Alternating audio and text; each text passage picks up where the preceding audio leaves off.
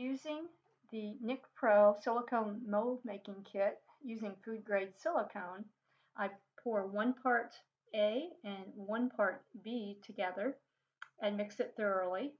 Then I get my goat head, which is air dried clay, and first thing that I do is I coat it with a brush to minimize air bubbles in the casting of the mold.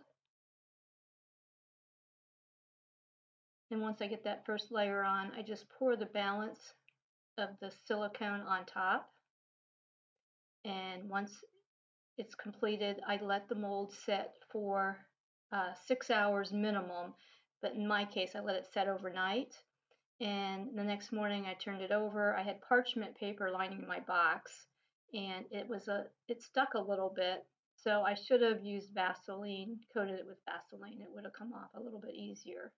Then I just pop my clay out of the mold, and the final result was a very good likeness of the clay sculpture.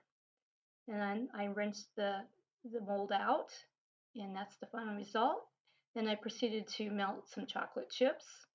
I did 4 ounces, and I put it in the microwave for 1 minute, stirred it, and then 20 more seconds, and stirred it again, and then put it directly into the mold.